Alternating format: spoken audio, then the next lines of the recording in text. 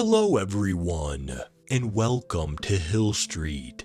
Today's story is, My Neighbor Kept Propping His Door Open, by your friend Hoff.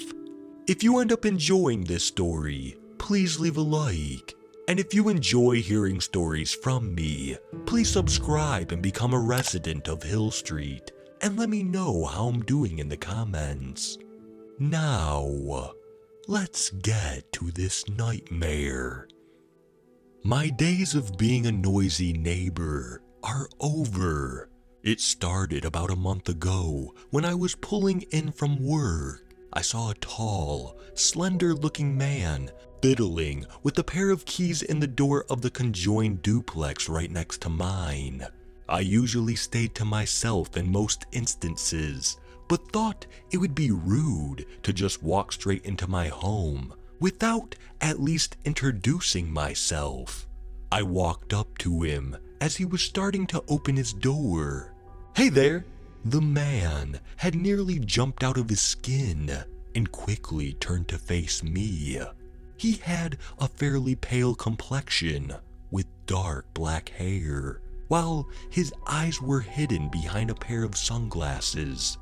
"Hi, you'd think I know how to work a key by now," he shyly responded with a slight smile while extending his hand. "I'm Troy, your new neighbor." "Nice to meet you, Troy. I'm Danny." I grabbed his hand, which oddly seemed a bit sticky. As Troy swung his door fully open, I could see his eyes light up. "Wow, lots of room for activities." That was kind of a weird comment to make, I thought. What was even more bizarre was all of the furniture left over in the house. I looked back at his driveway and noticed he only had his car sitting there, and all Troy had on his person was a Polaroid camera around his neck. Curiosity finally got the best of me. "Did you pack pretty light?" Troy looked back at me with a perplexed look. "Oh, yeah, the movers are going to wait for their next command." He stood in his entryway, looking at me like an NPC, waiting for their next command. I took this awkward moment as my chance to get out of there.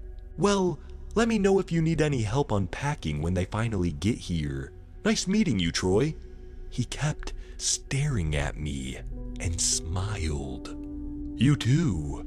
Troy began shutting his door, but stopped just before it was fully closed. I could see his face glaring at me through the crack in his door. "Our new neighbor's pretty damn odd, honey. My wife had just gotten back from picking up some groceries, and she was already hearing it from me. I just think it's bizarre how Sarah, our landlord, always happens to find the weirdest of tenants to rent to." My wife sighed. "Well, he's probably a setup from that last guy." "Greg? That's a pretty low bar. How did Sarah even find a tenant so quickly?" I hadn't seen Greg in a few days, but I had no idea he even moved out. After dinner, I went to roll out the trash bins to the curb and happened to glance over at Troy's place again. The door was still propped open, a bit more than earlier. I squinted as nonchalantly as I could, and I could have sworn I saw the outline of Troy's face creeping through the darkness. "My God, Danny, he was not waiting in his doorway watching you. You're just being paranoid."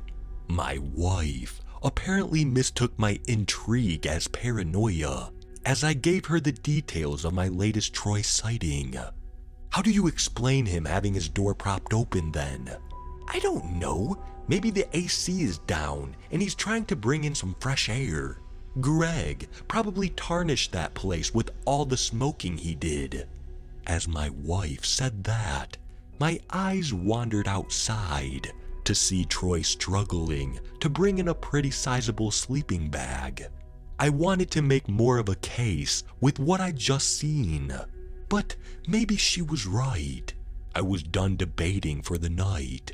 We both hopped into bed, turned on our TV, and watched a few episodes of a series we've been binging before we both fell asleep. I went back out the next day after work to go bring our trash bins in when I felt a sudden tap on my shoulder. "Hello, Danny." He couldn't even look me in the eyes, but I noticed Troy seemed a bit more excited. "Oh, hey Troy, how's the move going?" "It's going well, thank you. I'm having a game night tonight. Would you and your wife care to join me?" My wife was going to be out at her friend's bachelorette party, so that left me with an empty home, and it also left me with no plans or excuses. Luckily, my previous career in sales made me an expert bullshitter. Sorry, I can't. The wife and I are going out of town to see her in-laws, maybe some other time." Gauging from his facial expression, I could tell he was pretty disappointed.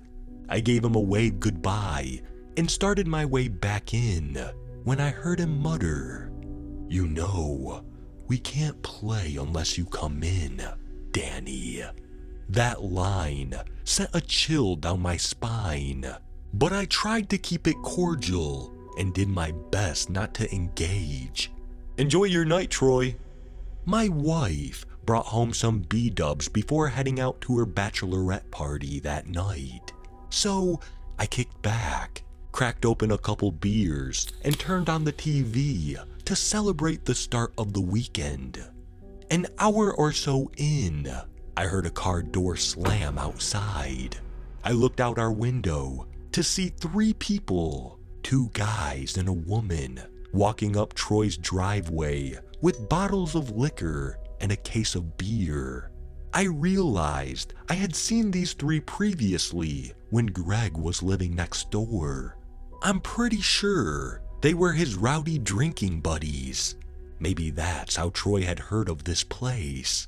Perhaps Troy was just one of Greg's artsy stoner friends who happened to sublease for him.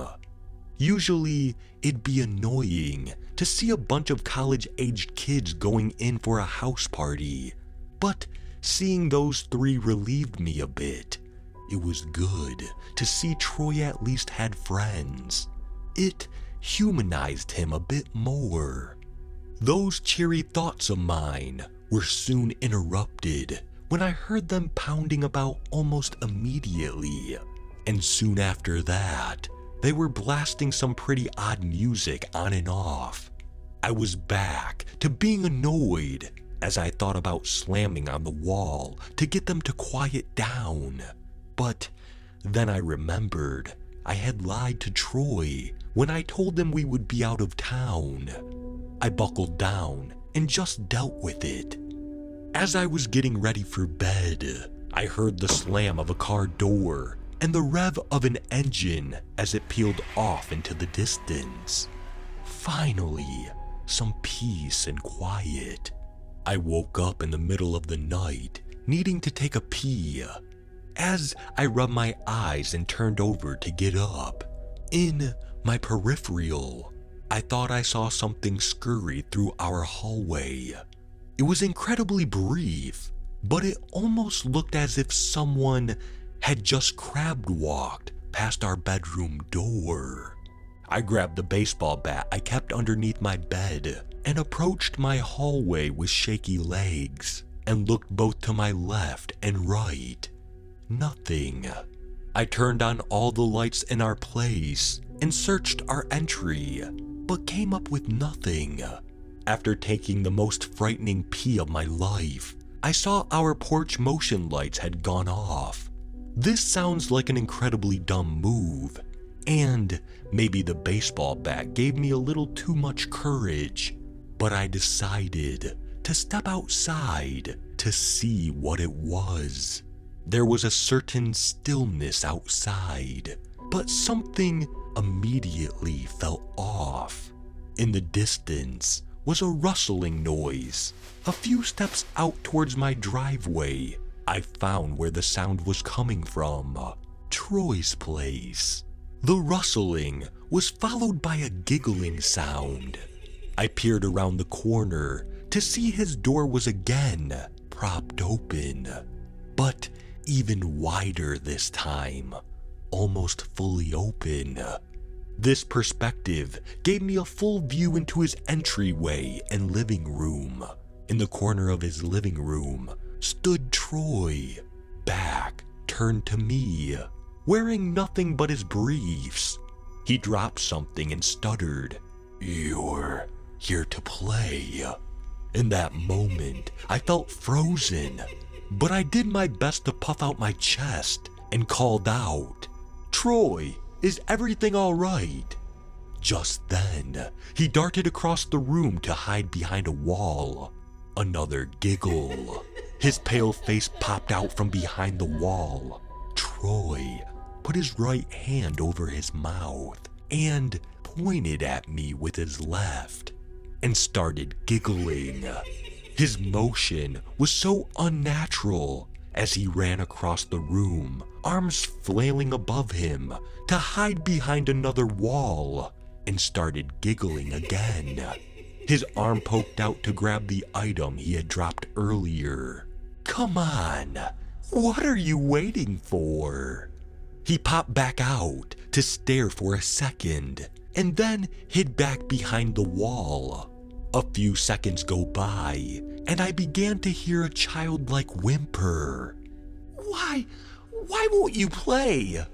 I started to find my footing again, and began to back away. I reached for my phone to call 911. "Why won't you play?"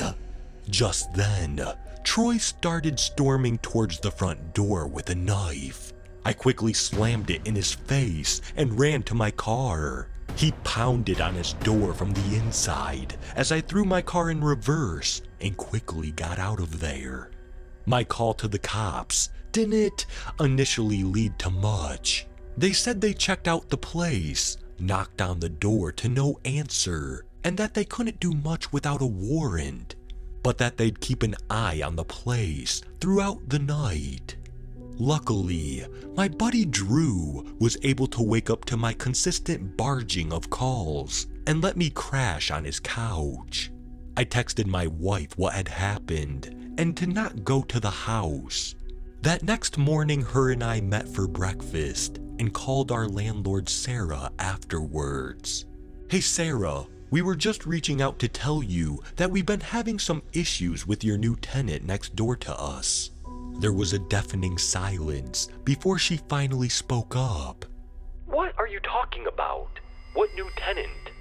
A breaking and entering report was enough to finally get the police involved. They asked me a few questions about Troy, but I feel I didn't give them much help as to who the guy was. Sarah apologized to us profusely. She mentioned she was at a funeral that week and felt terrible for having us been wrapped up in this situation. She couldn't tell us much, other than Troy had apparently gotten a hold of Greg's phone and his house keys, and that there was an ongoing murder investigation.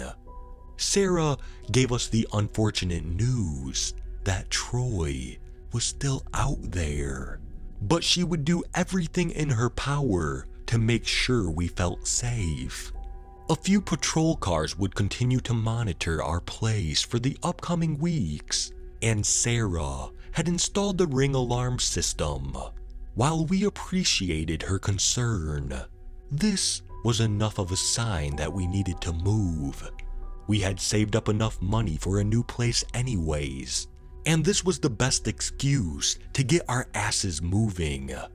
We got extremely lucky and found a place within our range, and a few days ago, we finally got everything packed up and ready. The movers packed everything up yesterday morning, and as they were backing out, I saw a manila envelope placed on our driveway. I opened it to read a note that simply said, We still need to play. My door's always open. A few Polaroids fell out, and my heart sank.